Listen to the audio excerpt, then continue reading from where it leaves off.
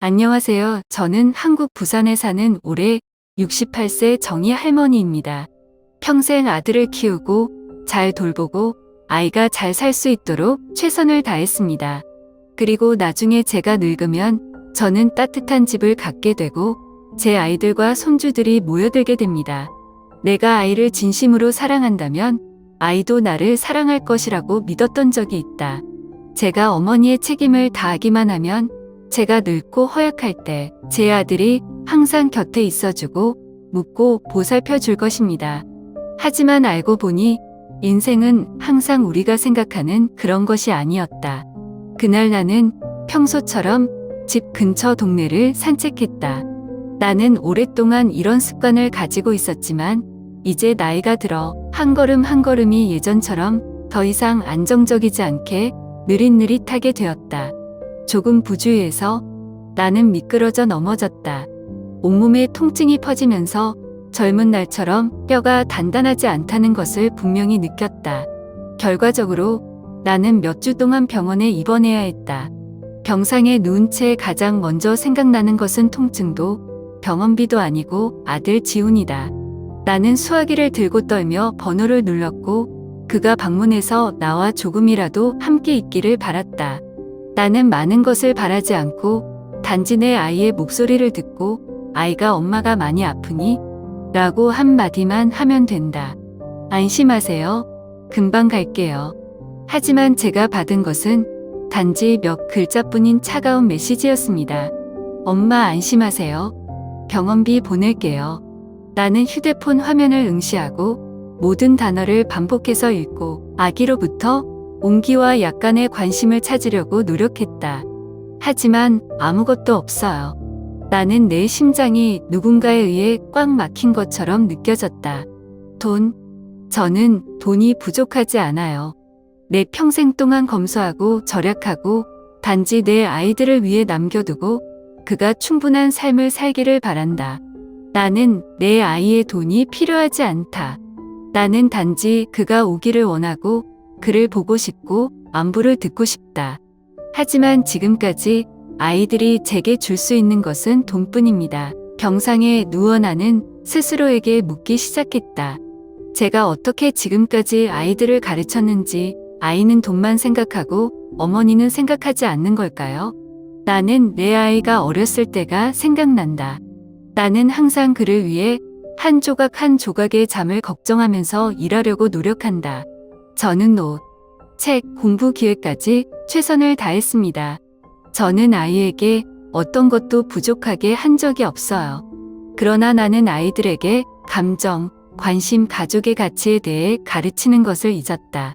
아이가 실수를 할 때마다 나는 꾸짖지 않고 가르치는 데 시간을 보내지 않고 물질적으로 보상할 생각만 한다. 아이가 울면 장난감을 사요. 아이가 우울할 때 나는 용돈을 준다.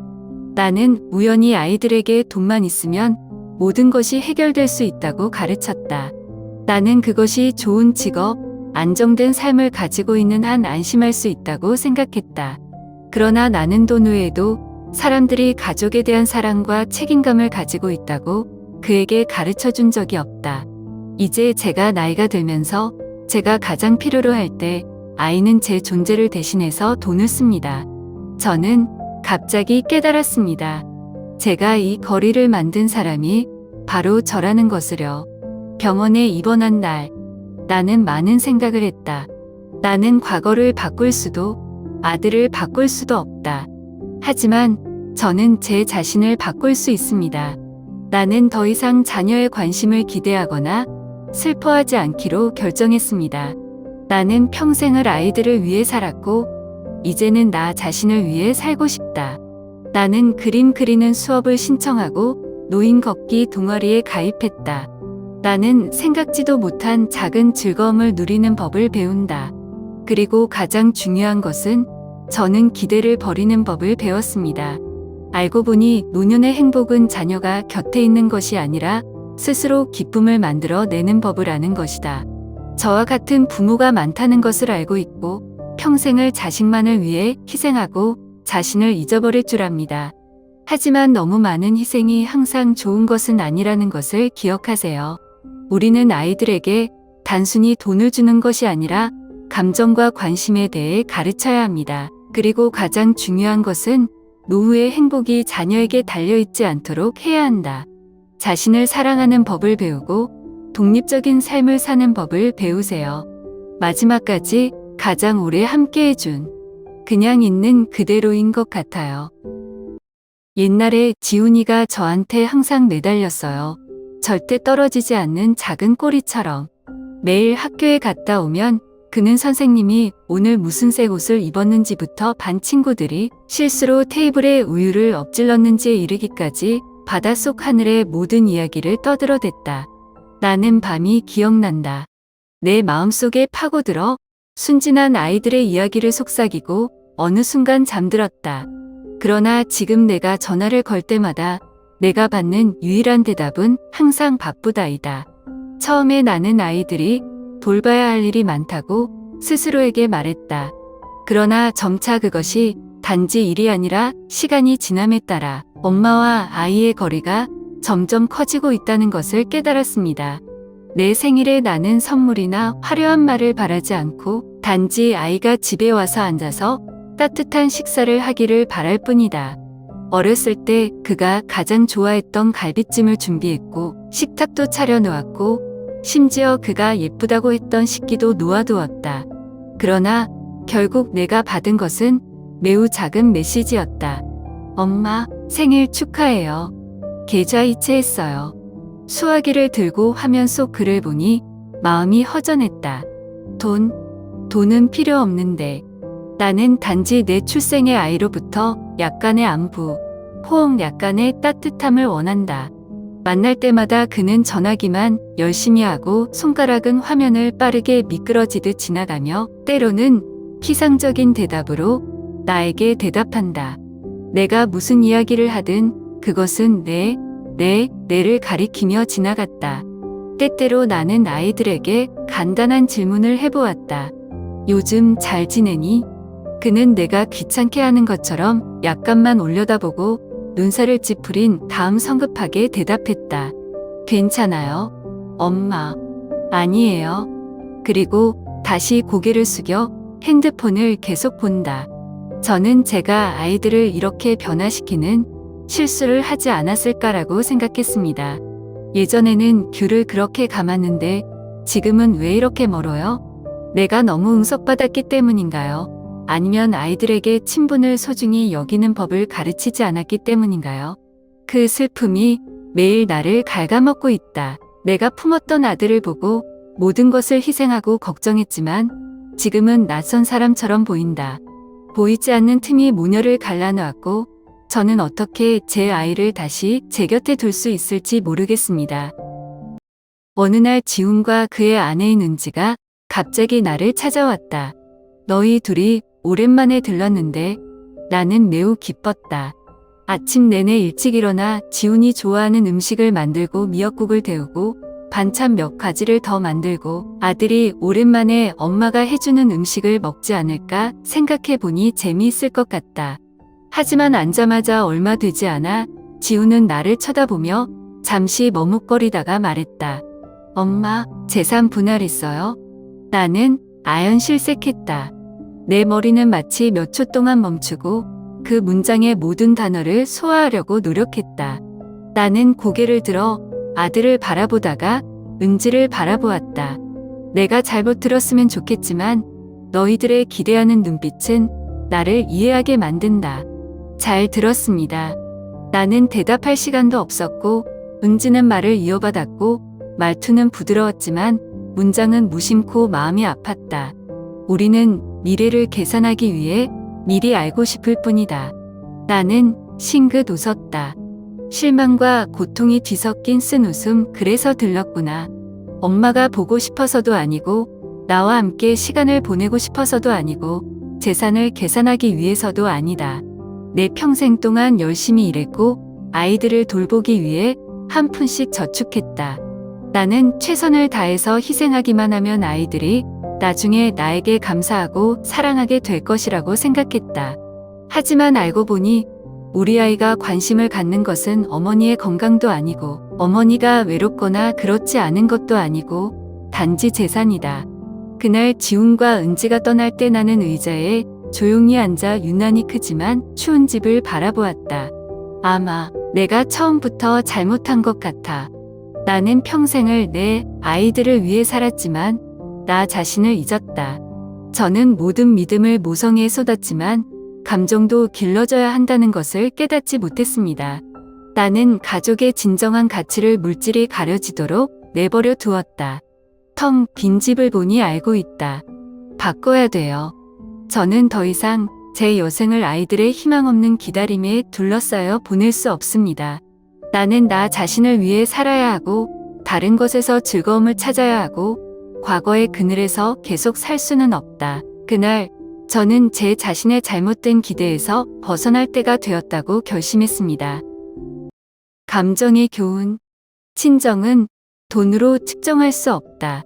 저는 그것을 이해하는 데 평생을 걸렸지만 아마 깨닫기 전까지는 너무 늦었을 것입니다. 젊었을 때 나는 가족의 감정이 가장 끈끈한 것이라고 믿었다. 나는 내가 무조건 아이를 사랑하고 아이를 돌보기 위해 정성을 다하면 앞으로도 나를 사랑하고 다시 돌볼 것이라고 생각했다.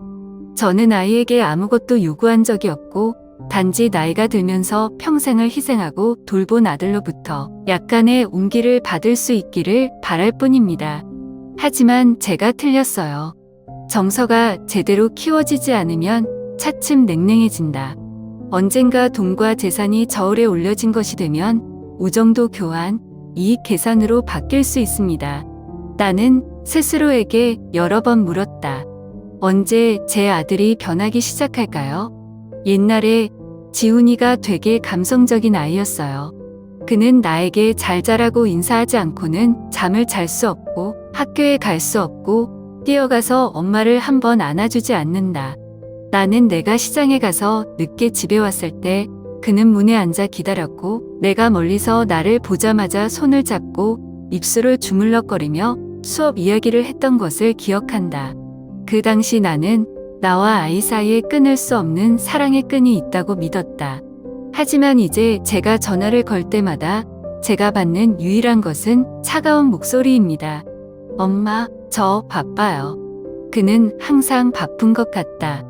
너무 바빠서 어머니에게 잘 지내세요? 라는 간단한 질문을 할 시간을 낼 수 없었다. 특별한 날들, 내 생일, 명절, 설날. 나는 선물을 바라지 않고 아들이 시간을 내서 집에 와서 옛날처럼 나와 함께 식사를 할 수 있기를 바란다. 그러나 내가 받은 모든 것은 간단한 메시지뿐이었다. 엄마, 생일 축하해요. 계좌이체했어요. 저는 돈이 부족하지 않아요. 내 평생 동안 열심히 일했고 아이들을 돌보고 가족을 돌보기 위해 한 푼씩 모았습니다. 하지만 내가 필요한 것은 돈이 아니다. 나는 단지 질문, 포옹 약간의 진실된 관심을 바란다. 하지만 아마도 제 아들에게 돈은 관심을 나타내는 유일한 방법이 되었을 것입니다. 그리고 어쩌면 제가 그 일을 만든 사람일지도 모릅니다. 아이를 키우던 시절이 생각난다. 나는 지훈에게 어떤 것도 부족하게 한 적이 없다. 나는 항상 돈을 벌기 위해 노력하고 아이들이 좋은 학교에 가고 좋은 옷을 가지고 최신 장난감을 가질 수 있도록 한다. 그가 슬플 때마다 나는 대화나 위로를 할 시간을 보내지 않고 단지 아이들에게 보상할 새로운 장난감을 사줄 생각만 한다. 그가 실수를 했을 때 나는 엄격히 가르치지 않고 단지 그가 좋아하는 것을 살 수 있도록 돈을 주었을 뿐이며 달래는 방법이었다. 나는 내가 아이에게 물질적인 것을 충분히 준다면 아이가 행복할 것이라고 생각했다. 하지만 저는 깨닫지 못했고 제 아이들에게 돈이 가족의 감정을 포함한 모든 것을 해결할 수 있다고 가르쳤습니다. 그리고 그것이 자라면서 저는 이익 계산의 일부가 되었습니다. 그가 나를 방문했을 때 그것은 어머니가 보고 싶어서가 아니라 어머니가 재산에 대해 무엇을 계획하고 있는지 미리 알고 싶어서였다. 그날 지훈이랑 은지가 방문했을 때 제가 얼마나 기뻤는지 둘이 엄마가 보고 싶어서 온 줄 알았는데 오랜만에 봐서 아니었구나. 엄마, 재산 분할했어요? 그 질문은 내 심장을 칼로 찌르는 것과 같았다. 저는 제 아들을 바라보며 그의 눈에서 약간의 감정, 약간의 망설임을 찾으려고 노력했습니다. 하지만 아닙니다. 그의 눈빛은 그저 평범한 일인 것처럼, 마치 효자가 어머니에게 물어볼 권리가 있는 것처럼 태연했다. 나는 대답하기 전에 은지가 대답했다. 우리는 미래를 계산하기 위해 미리 알고 싶을 뿐이다. 나는 싱긋 웃었다. 씁쓸하고 씁쓸한 미소. 알고 보니 내 아이의 눈에는 더 이상 그를 사랑하고 위해 희생하는 데 평생을 바친 어머니가 아니었다. 나는 단지 숫자에 불과하고 계산해야 할 재산의 가치가 있다. 그날 지훈과 은지가 떠날 때 나는 의자에 조용히 앉아 유난히 크지만 추운 집을 바라보았다. 알겠습니다. 누군가가 단지 재산 때문에 당신에게 온다면 그들도 당신이 아무것도 남지 않을 때 떠날 것이다. 저는 평생을 아이들을 위해 희생했지만 결국 친정이 물질적으로 살 수 있는 것이 아니라는 것을 깨달았습니다. 만약 관계가 돈으로만 유지된다면 어느 순간엔가 바람에 휩쓸려가는 마른 잎사귀처럼 사그라들기도 한다. 나는 과거를 바꿀 수도 없고 지훈도 바꿀 수도 없다. 하지만 저는 제 자신을 바꿀 수 있습니다. 그날 이후로 저는 제 남은 인생을 헛된 기다림으로 보내지 않기로 결심했습니다. 저는 제 아이가 변하기를 바라고 언젠가는 정말 중요한 것을 깨닫게 될 것이라는 희망 속에 영원히 살지는 않을 것입니다. 나는 포기하는 법을 배워야 한다. 나는 나 자신을 사랑하는 법을 배워야 한다. 그리고 무엇보다도 저는 제 아들을 포함한 누구에게도 의존하지 않는 삶을 사는 법을 배워야 했습니다. 노년기 행복의 교훈. 나는 평생 아이들을 위해, 가족을 위해 살았다. 나는 늙으면 아이들이 유일한 버팀목이 되고 아플 때나 슬플 때나 함께할 것이라고 생각했다. 그러나 몇 년의 희생 끝에 나는 씁쓸한 진실을 깨달았다. 자신의 모든 행복을 자녀에게 맡기면 언젠가는 외로움만 남게 될 것이다. 지훈이가 어렸을 때 저는 그저 아이를 진심으로 사랑하고 돌보고 나중에 아이도 저를 다시 사랑할 것이라고 생각했습니다.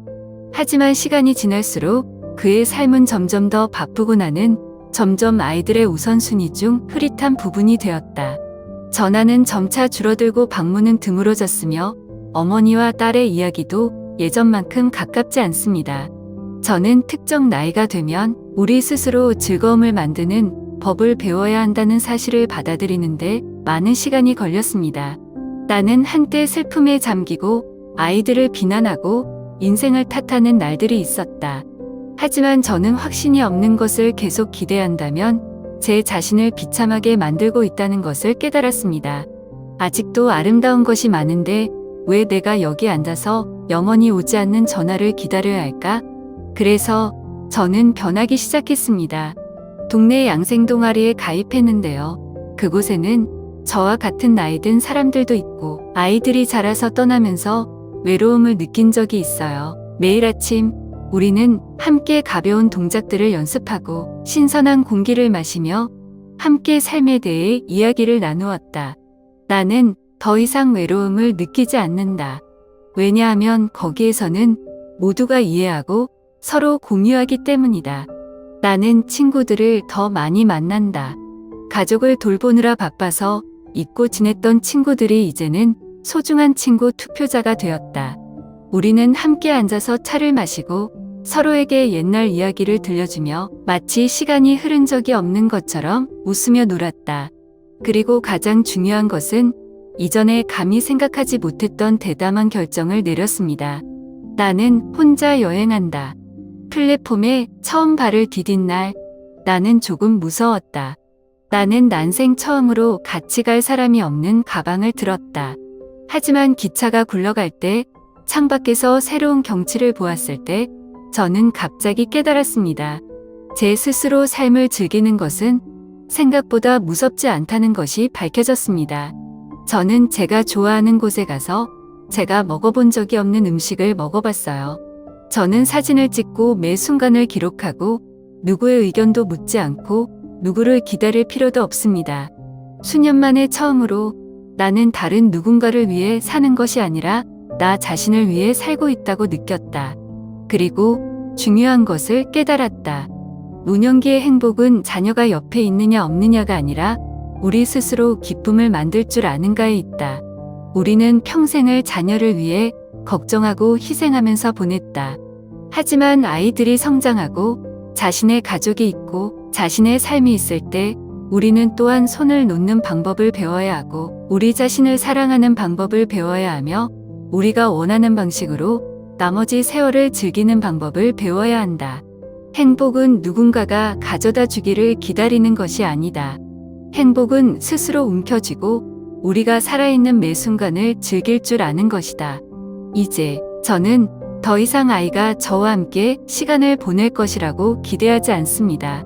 포옹 대신 생일 축하 메시지를 받는 것이 더 이상 슬프거나 속상하지 않습니다. 왜냐하면 나는 내 자신의 삶을 가지고 있기 때문이다. 그리고 저는 그 어느 때보다 행복합니다. 독립의 교훈. 나는 내 평생 동안 열심히 일하고 한 푼 모으는 것도 아이들을 위한 것이고 아이들이 더 나은 미래를 가질 수 있도록 하기 위한 것이라고 생각했다. 하지만 결국 돈은 나눌 수 있지만 감정은 돈으로 살 수 없다는 것을 깨달았습니다. 지훈과 은지가 방문한 날 첫 번째 질문은 엄마는 어떻게 지내세요? 가 아니라 어머니는 재산을 나눌 계획이세요? 였다. 그 순간 저는 제가 틀렸다는 것을 깨달았습니다. 저는 제 아이들을 단지 돈이 가장 중요한 것이라고 생각하게 만드는 방식으로 키웠습니다. 저는 제 자신을 잊어버린 채 평생을 아이에 대해 걱정하며 보냈습니다. 그리고 이제 제가 늙었을 때 제 아들은 제가 어떻게 살든 외롭지 않든 상관하지 않고 제가 남긴 재산에만 관심이 있습니다. 그날 이후 나는 많은 생각을 했다. 나는 그가 충분한 삶을 살 수 있도록 모든 것을 아이들에게 맡기려고 했다. 그러나 나는 스스로에게 물었습니다. 제가 왜 그러겠어요? 만약 내가 전 재산을 남겼다면 그가 정말로 나를 더 사랑했을까? 그가 나를 더 자주 방문할까? 내가 덜 외로울까? 대답은 아니오입니다. 진정한 사랑은 돈으로 살 수 없기 때문이다. 그래서 전 재산을 지훈에게 물려주지 않기로 했다. 부분적으로 저는 노후를 걱정하는데 전념하고 있습니다. 나는 앞으로 누구에게 의지하고 싶지 않고 누구에게도 짐이 되고 싶지 않다. 나는 그 돈으로 건강을 돌보고 편안한 삶을 살고 다른 사람을 보지 않고 자유롭게 좋아하는 일을 할 수 있도록 할 것이다. 나머지는 자선단체에 기부하기로 했습니다. 저는 그 돈이 정말 필요한 사람들을 돕는 데 쓰이길 바랍니다. 의지할 곳 없는 고아들, 아무도 돌보지 않는 외로운 노인들 말입니다. 저는 그것이 단지 누군가의 은행 계좌에 있는 숫자가 아니라 의미 있는 것이 되기를 원합니다. 알아요. 지훈이가 알면 재미없을 거예요. 하지만 더 이상 신경 쓰지 않아요. 왜냐하면 이것은 제가 평생 모은 재산이고 제가 옳다고 생각하는 방식으로 결정할 권리가 있기 때문입니다. 이제 더 이상 미래에 대한 걱정은 하지 않는다. 저는 더 이상 외로움 속에서 늙어가는 것에 대해 두려워하지 않습니다. 왜냐하면 저는 행복이 돈이 얼마나 많은가로부터 오는 것이 아니라 어떻게 사는가를 아는 데서 오는 것임을 이해했기 때문입니다. 나는 중요한 교훈을 배웠다. 아이들에게도 누구에게도 의존하지 마세요. 너 자신을 돌보고 내 인생을 살아라. 왜냐하면 마지막까지 진짜 평생을 함께 해준 유일한 사람이 바로 저 자신입니다. 그날부터 저는 제 자신을 위해 살았습니다. 나는 더 이상 아들을 기대하지 않는다. 나는 매일 전화를 받는 것도 피상적인 안부 메시지도 누군가가 나를 기억할 특별한 기회도 기대하지 않는다. 나는 우리가 진심으로 사랑하는 사람들이 있다는 사실을 인정하지만 그들이 우리가 원하는 방식으로 우리를 사랑했는지 확실하지 않다. 나도 지훈이를 탓하지 않는다. 제 아이는 나쁘지 않아요. 그냥 자기가 옳다고 생각하는 방식으로 살아요. 단지 나는 친정에 너무 많은 것을 기대했지만 각자가 자신의 삶이 있고 자신의 우선순위가 있다는 것을 잊어버렸다. 나는 내 아이가 내가 원하는 대로 살도록 강요할 수 없고 내 아이가 헛된 기다림 속에서 계속 살도록 강요할 수도 없다. 나는 단지 사랑받으려면 먼저 나 자신을 사랑할 줄 알아야 한다는 것을 이해한다. 전에는 생각지도 못했던 것들을 하면서 시간을 보내기 시작했습니다. 나는 더 많은 산책을 하며 모든 시원한 바람이 하얗게 변한 머리카락을 스치는 것을 느꼈다. 나는 내가 샀지만 결코 펴본 적이 없는 책을 읽는다. 나는 함께 먹을 사람이 있든 없든 맛있는 식사를 스스로 요리한다. 왜냐하면 나는 나 자신을 위해서라도 좋은 것을 가질 자격이 있기 때문이다. 저는 일기를 쓰기 시작했고 매일 감정을 기록하고 이 삶이 여전히 소중히 간직할 것이 많다는 것을 스스로에게 상기시키기 시작했습니다. 나는 같은 상황에 처한 사람들을 친구로 사귀고 작지만 진실한 기쁨과 이야기를 함께 나누었다. 그리고 가장 중요한 것은 포기하는 법을 배웠습니다. 나는 더 이상 상처를 주는 관계를 붙잡지 않는다. 나는 더 이상 차가운 메시지나 실수로 걸려온 전화에 신경 쓰지 않는다. 나는 더 이상 내 아이가 나를 사랑하는지 궁금해하지 않는다. 왜냐하면 사랑은 기대만으로 측정할 수 있는 것이 아니기 때문이다. 자녀가 무관심하기 때문에 외롭다면 다음을 기억하십시오. 행복은 누군가 곁에 있다는 것에서 오는 것이 아니라 우리가 살아가기로 선택한 방식에서 오는 것이다. 남의 배려만을 기다리기보다는 스스로에 대한 시간을 가져라. 저는 제 길을 찾았어요. 나는 더 이상 공허하거나 소외감을 느끼지 않는다. 저는 더 이상 버림받은 것을 보지 않습니다. 왜냐하면 저는 스스로 행복을 만드는 법을 배웠기 때문입니다. 당신은요? 정말 행복하다고 생각하세요? 저와 함께 당신의 생각을 공유해 주세요.